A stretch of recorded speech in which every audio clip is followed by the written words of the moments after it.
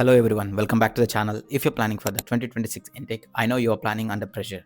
The pressure for family expectations, social media, and friends going abroad. At the same time, there is confusion of high fees, visa changes, job uncertainty, and global instability. This video is not here to push you abroad. This video is here to help you think clearly and choose wisely. Before talking about countries, let's talk about the very real problem, the accommodations. For many Indian students, the first major issue abroad is housing, not studies. There are many cases of fake Facebook listings, scammers asking for advance payments, unsafe neighborhoods, overcrowded houses. This is very common in countries like UK, Canada, and Australia. That is why I personally suggest you to Amber Students. Amber Students help students with verified student accommodations, properties close to universities, transparent pricing, proper support before and after booking. If you want to secure accommodation from India itself, especially for your first few months, Amber Students is a safe and reliable option. You can check the link in the description and in my bio, and let's get into the video.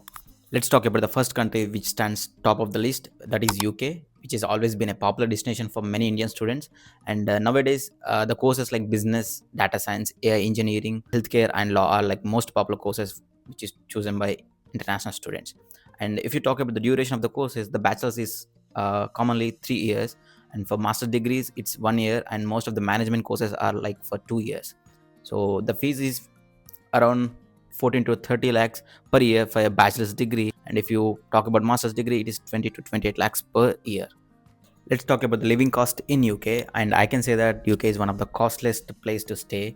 And if you're staying in London, it costs you around 12 to 15 lakhs per year, and other than London, it costs you around 8 to 10 lakhs per year. So if you want to work as a student, the UK offers you 20 hours per week during your term time, and if you are having official holidays, you can actually work full time, like 40 hours or more than that. Or like 40 hours is a minimum you can work in your term time, and you can earn around 11 to 13 pounds per hour, which is the national minimum wage in UK, and which I can say that like this can cover you the living cost but not the tuition fees. If you are planning to stay after your work, you can apply for a postgraduate visa.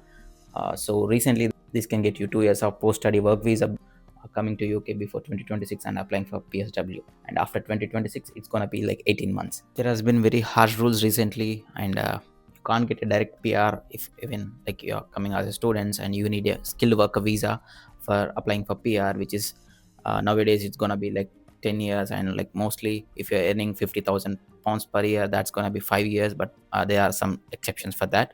So if you're planning for a PR and long-term settlement in UK, this is not the best option for you. The UK is best for education quality and global exposure, but not for easy settlement. Let's dive into the second country I want to talk about, that is Canada. So Canada is one of the strongest options if settlement is your long-term goal. The courses which are in popular in Canada is IT, engineering, healthcare, business, and hospitality. The duration of the courses, like which is bachelor's, is for 4 years, and the master's is 1.5 to 2 years mostly. If you want to talk about the fees, which is quite expensive, as I say, which is 20 to 30 lakhs per year. If you're asking about the living cost in Canada, it is quite expensive too, which is 10 to 15 lakhs per year, which is similar to living in London. So if you go into details about working hours and earnings as a student, so you can actually work 24 hours per week during your classes, and you're also allowed to work full time during your scheduled breaks. So you can earn up to 15 to 20 Canadian dollars per hour as working as a student. And if you're planning to stay in Canada after your studies, you can apply for postgraduate work permit, which is usually valid for 3 years. So they do have settlement options, which is an express entry, and they do have the provincial nominee programs. Canada offers one of the clearest PR pathways for the students who wants to stay in Canada after their studies. So the next country I want to talk about is Australia. Australia is known for high part-time wages for students who want to study their masters or bachelor programs, which is expensive, as I say, which is 15 to 25 lakhs per year, and the living cost in Australia is 12 to 18 lakhs per year, which is quite expensive as the other western countries.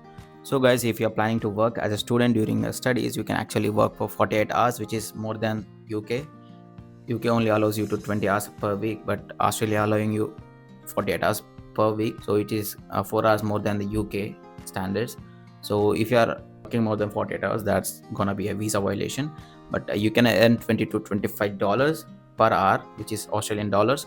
And if you're planning to stay in Australia after your studies, you can stay for 2 to 3 years on your temporary graduate visa. And after that, if you're planning for settlement there in Australia, that is possible but quite competitive, and it's a point based system. So yeah, you can try for that too.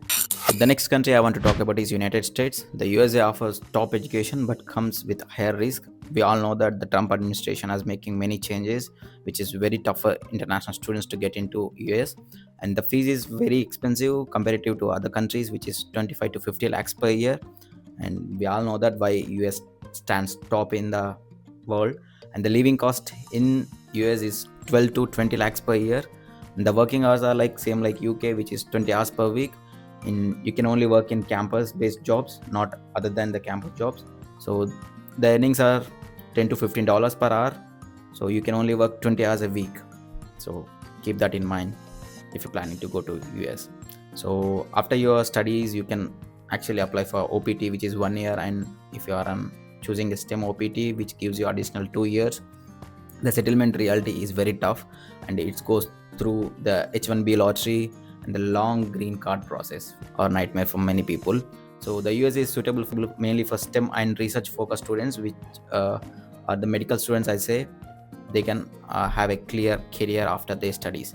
So my personal opinion about all of these countries and the people who wants to study abroad is not just about income. It helps you to build global communication skills, create international networks, learn new systems and cultures, and also grow personally and professionally. And you can form professional networks too. But the current world situation is not easy. There are many wars happening in the different regions of the world, and the political instability is increasing in many countries. And as I say, racism is also still existing, which can prominently visible, and the visa rules are getting stricter day by day. So many people do not talk about the things what I'm going to say. There are like around 70,000 Indian legal immigrants who came as students and skilled worker visas. So they return back to their own country like India because they couldn't find the job they wanted or the job they desire. Or they couldn't find it comfortable here because changing rules and stuff. So yeah, sometimes staying where you are and building skills deeply can be more powerful than coming to other countries and struggling here. So decide based on your goals, not from the pressure. Before ending this video, I want to give an important update. I'm going to make a separate detailed videos on the best European countries for Indian students. That video will cover Germany, Netherlands, Ireland, France, and other Nordic countries. So if Europe is in your mind for your abroad studies, do not miss that video. If you want a personalized guidance, accommodation support through Amber Student, or any course-based comparison, comment below with your course and preferred country and all of your queries in the comment box. I'll make a video by clearing all of your queries. Thank you for watching this video and see you in the next one. This is Nagesh Toiti signing off.